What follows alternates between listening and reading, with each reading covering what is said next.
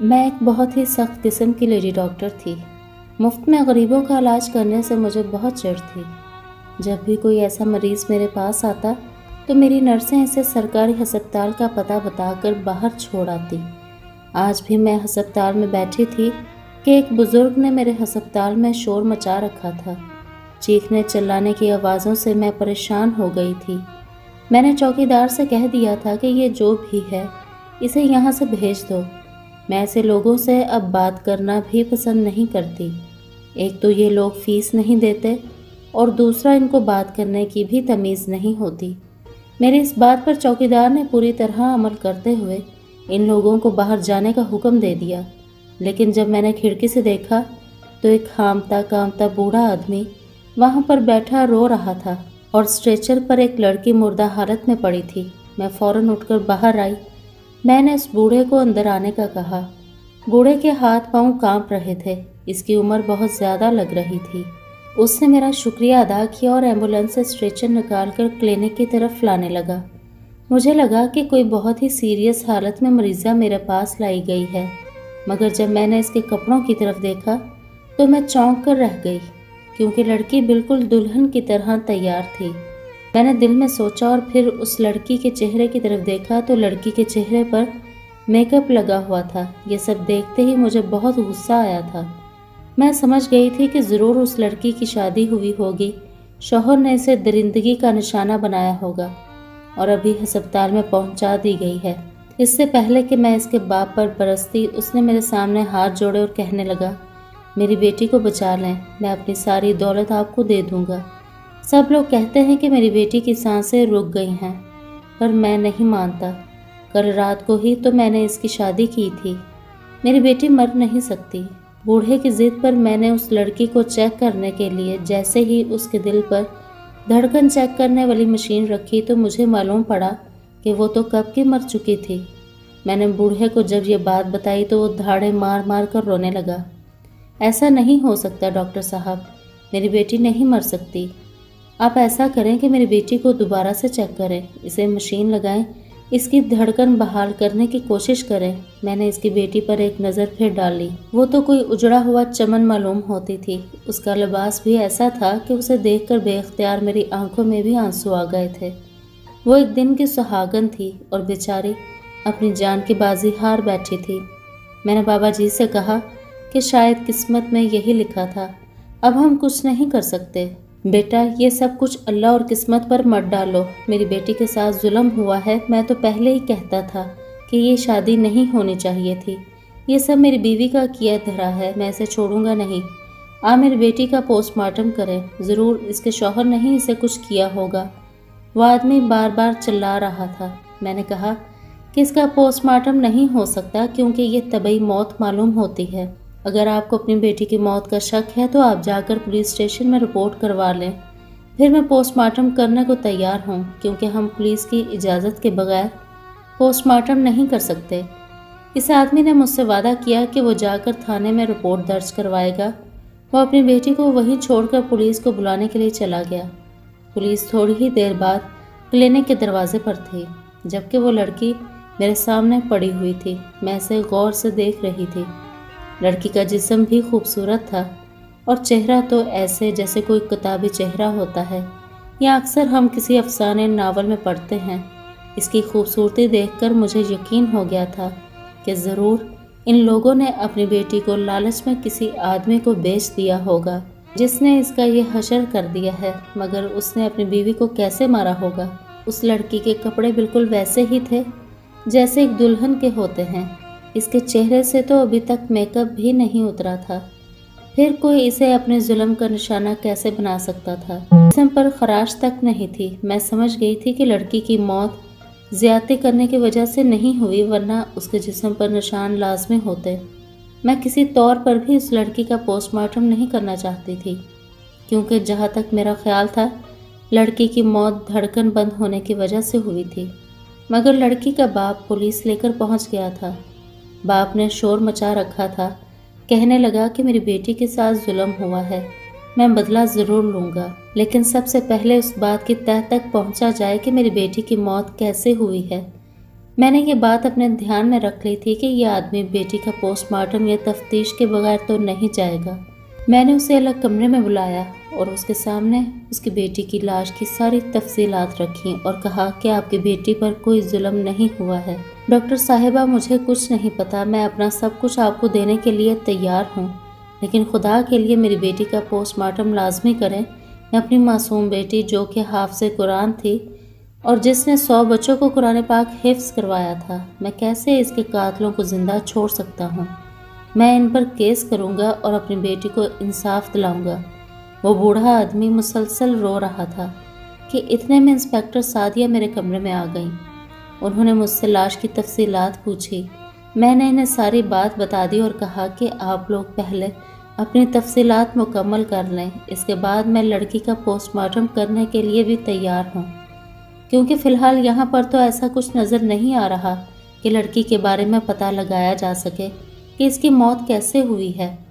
Post mortem کے دوران اس کی وجہ بھی پتہ چل جائے گی۔ انسپکٹر سعدیہ نے مجھ سے کہا کہ پہلے مجھے ان لوگوں کے ساتھ ان کے گھر جانا ہوگا اور آپ کو بھی ہمارے ساتھ چلنا ہوگا، کیونکہ جائے وقوع پر اگر الٹی یا خون یا کسی بھی چیز کا نشان نظر آیا تو اسے محفوظ کرنے میں پولیس کی مدد کروں گی۔ میں راضی ہو گئی تھی کیونکہ میں اس بوڑھے آدمی کی مدد بھی کرنا چاہتی تھی، مگر وہ خواہ جذباتی ہو رہا تھا۔ بہرحال جب ہم لوگ اس کے گھر پہنچے تو میں یہ دیکھ کر حیران رہ گئی کہ لڑکی کی شادی ہو کر رخصتی نہیں ہوئی تھی، بلکہ اس کے دلہے کو گھر داماد کے لیے لایا گیا تھا، اور میرے ذہن میں اس امیر آدمی کا جو نقشہ بنا ہوا تھا، مجھے لگا تھا کہ کسی امیر شخص سے دولت کی وجہ سے ان لوگوں نے اپنی بیٹی کی شادی کی ہے، لیکن وہاں ایسا کچھ نہیں تھا۔ وہاں اس کی بیوی بھی موجود تھی۔ مجھے اس بات پر بھی سخت حیرت ہوئی تھی کہ اس بوڑھے آدمی کی بیوی جوان تھی۔ اس کی عمر بمشکل 35 سال ہوگی اور وہ بوڑھا تو 60 سال کا لگتا تھا۔ یہ گھر بڑا ہی خوبصورت مہنگے ترین مٹیریل سے بنا ہوا تھا، جبکہ وہ آدمی دیکھنے میں اتنا امیر نہیں لگتا تھا۔ میری طرح میرے ساتھ موجود انسپکٹر سعدیہ کو بھی یہ بات ٹھٹکی تھی۔ انہوں نے بھی مجھ سے یہی کہا تھا کہ یہ آدمی شکل سے امیر نہیں لگتا، مگر اس کا گھر تو بہت عالی شان ہے، یہ تو پورا بنگلہ ہے۔ انسپکٹر سعدیہ نے اس آدمی سے پوچھا کہ یہ گھر آپ کا ہے، تو اس نے ہمیں کوئی جواب نہیں دیا تھا۔ بہرحال ہم نے اسے اپنی بیٹی کا کمرہ دکھانے کے لیے کہا تو وہ ہمیں اوپر والی منزل پر لے گیا۔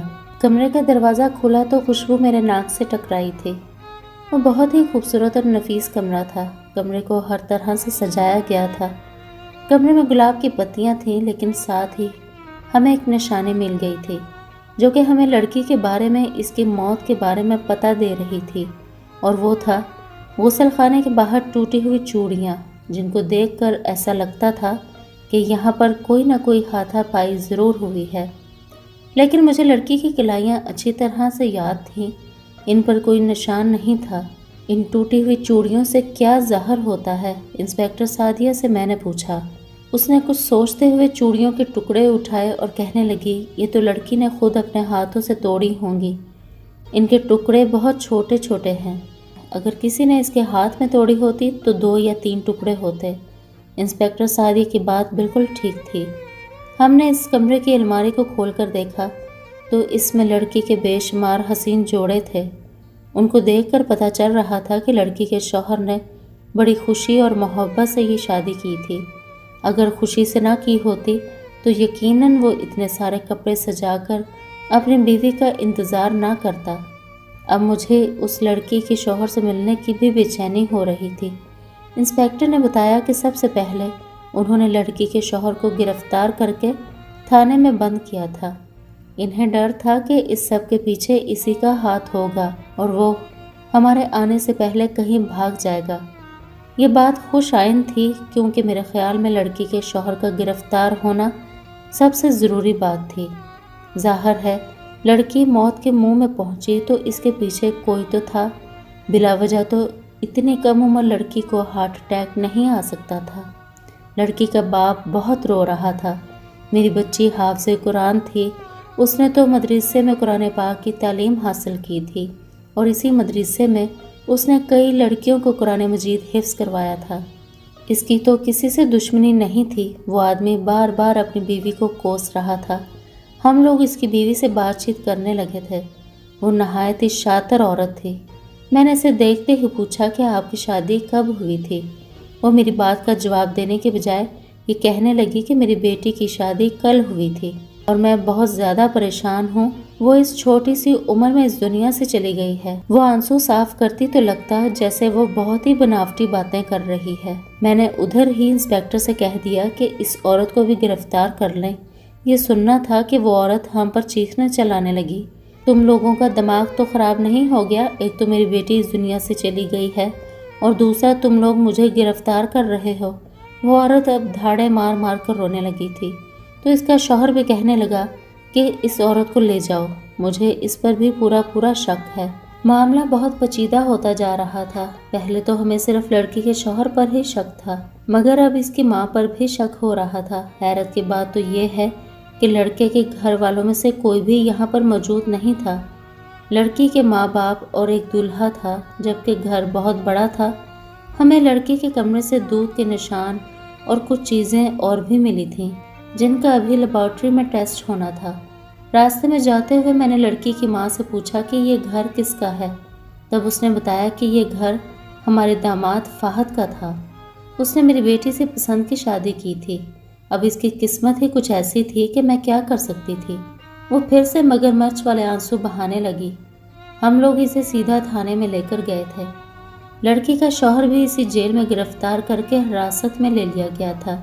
مجھے ہسپتال واپس جانا تھا کیونکہ میں نے لڑکی کا پوسٹ مارٹم بھی کرنا تھا، جس کی اجازت مجھے پولیس سے مل چکی تھی۔ اس لڑکی کے کمرے میں دودھ کے نشان دیکھ کر ایسا لگتا تھا جیسے کسی نے زبردستی سے دودھ پلانے کی کوشش کی ہے۔ جب لڑکی نے دودھ نہیں پیا تو نیچے گر گیا۔ یہ بات بڑی حیران کرنے والی تھی کہ لڑکی کا شوہر ابھی تک ہمیں نہیں ملا تھا۔ خیر 2 دن کے بعد مجھے انسپیکٹر نے ایک عجیب بات بتائی۔ کہنے لگی کہ مجھے لڑکی کے شوہر پر جو شک تھا وہ ختم ہو گیا ہے۔ میں نے حیرت سے سوال کیا کہ ایسا کیسے ہو سکتا ہے؟ تب اس نے بتایا کہ وہ آدمی اپنی شادی سے بہت خوش تھا۔ وہ اپنی بیوی کو بے پناہ محبت کرتا تھا، مگر ایک بات مجھے شک میں مبتلا کر رہی ہے کہ ان دونوں کی عمر میں بہت زیادہ فرق ہے۔ لڑکی جوان ہے اور اس کا شوہر 40 سال کے قریب ہے، مگر اس کا کہنا ہے کہ لڑکی کو اس کی عمر سے کوئی اعتراض نہیں تھا، لیکن وہ یہ بتانے سے قاصر ہے کہ لڑکی کی موت کیسے واقع ہوئی ہے۔ اس نے اس بات کا اعتراف بھی کیا ہے کہ وہ عمر میں بڑا ہونے کے باوجود اپنی بیوی کا بار بار رشتہ مانگتا تھا، جبکہ اس کے ماں باپ اس کی شادی کسی جوان لڑکے سے کرنا چاہتے تھے۔ وہ لڑکی کے عشق میں نہ جانے کب سے مبتلا تھا۔ فہد نے بار بار ان لوگوں کے گھر رشتہ بھیج کر انہیں بہت لالچ بھی دی تھی اور کہا کہ اگر آپ اپنی بیٹی کی شادی مجھ سے کر دیں، اس کے بدلے آپ کو بہت پیسہ دوں گا۔ بالآخر لڑکی کے ماں باپ نے مجبور ہو کر اپنی بیٹی کی شادی فہد سے کر دی۔ فہد کا اس دنیا میں کوئی بھی نہیں تھا۔ اس نے لڑکی کے ماں باپ سے کہا تھا کہ میرا اس دنیا میں کوئی نہیں ہے، آپ لوگ میری ساری جائیداد زمین کے مالک بن جائیں گے، میں آپ کو اپنے ہی گھر میں رکھوں گا۔ فہد اپنی بیوی سے اس قدر خوش تھا کہ اس کے ماں باپ کو بھی نوازنا چاہتا تھا۔ فہد کی ساس جو کہ اس کی ہم عمر تھی، وہ بھی اس رشتے پر بہت خوش تھی اور رشتہ ہر طرح سے مکمل تھا۔ کسی کے وہم و گمان میں بھی نہیں تھا کہ اس کی شادی کی رات فائزہ کی موت واقع ہو جائے گی۔ فہد بھی بیوی کی جدائی میں رو رو کر اپنا برا حال کر چکا تھا۔ وہ اپنی بیوی کی خوبصورتی سے گھائل ہو گیا تھا اور اس سے شادی کرنا چاہتا تھا، مگر اسے حاصل نہیں کر پا رہا تھا۔ فہد کی کہانی میں کوئی شک نہیں تھا۔ اس پر سعدیہ نے فہد سے ہر طرح سے تفتیش کی اور معائنہ بھی کیا، مگر پتہ چلا کہ اس نے واقعی آج سے پہلے نہ کوئی شادی کی تھی اور نہ ہی زندگی بھر اس پر کوئی FIR درج ہوئی تھی۔ یعنی وہ ایک صاف ستھرے بیک گراؤنڈ کا آدمی تھا، مگر پھر اس کی بیوی شادی کی رات ہی کیوں فوت ہو گئی؟ اس کے پیچھے کوئی نہ کوئی وجہ تو ہوگی۔ خیر میں پوسٹ مارٹم کر چکی تھی، لیکن اس کی رپورٹ ابھی 1 دن میں آنا تھی۔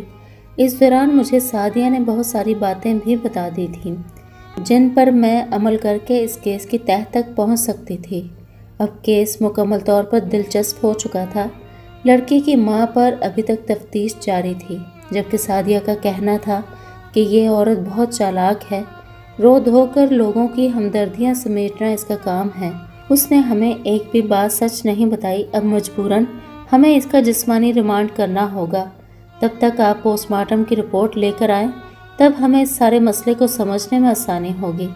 میں نے بھی جب رپورٹس دیکھی تو میں حیران ہو گئی تھی کہ لڑکی کی موت دل کی دھڑکن بند ہونے سے ہوئی تھی۔ یہ بات بڑی حیران کن تھی، مگر جب میری نظر پوسٹ مارٹم کے دوران کیے جانے والی لڑکی کے معدے کے ٹیسٹ پر پڑی تو میں حیران رہ گئی تھی۔ لڑکی کے جسم میں ایک ہلکا سا زہر بھی موجود تھا۔ اب ظاہر ہے زہر اس نے اپنی خوشی سے تو نہیں لیا ہوگا، اس کا کوئی نہ کوئی ذریعہ تو بنا ہوگا، جبکہ لڑکی کا شوہر ایسا کیوں کرے گا؟ لاکھوں کا سونا اس کے وجود پر لاد کر وہ اسے بیاہ کر لایا تھا۔ اگر جان سے مارنا ہوتا تو وہ شادی ہی کیوں کرتا؟ اور اس طرح میک اپ اور عروسی جوڑے میں ہمیں لاش نہ ملتی، بلکہ کسی مختلف حلیے میں ملتی۔ لڑکی کے باپ پر تو شک نہیں کیا جا سکتا تھا، کیونکہ وہ کسی بھی طور پر قصوروار نہیں لگتا تھا، بلکہ وہی اپنی بیٹی کو ہسپتال لے کر آیا تھا، تو وہ کیسے اپنی بیٹی کا دشمن ہو سکتا تھا؟ مجھے اب کچھ باتیں سمجھ آ رہی تھی۔ صرف ایک لڑکی کی ماں ہی تھی جس نے ابھی تک سچ نہیں اگلا تھا، اور اس سے سچ اگلوانا بہت ضروری تھا، کیونکہ ہماری تفتیش میں باقی سبھی لوگوں کی تفتیش مکمل ہو گئی تھی، سوائے اس عورت کے جسمانی ریمانڈ کے دوران جو باتیں پتہ چلنی تھی ان کا ظاہر ہے پوسٹ مارٹم سے بھی تعلق ضرور تھا۔ میں نے پولیس والوں کو بھی یہ بتا دیا تھا کہ لڑکی کے جسم میں زہر موجود تھا، جس کا اثر سیدھا دل پر ہوا تھا، اور لڑکی کو اسی کی وجہ سے ہارٹ اٹیک آیا تھا۔ اسے برداشت کرنا اس کے بس کی بات نہ تھی۔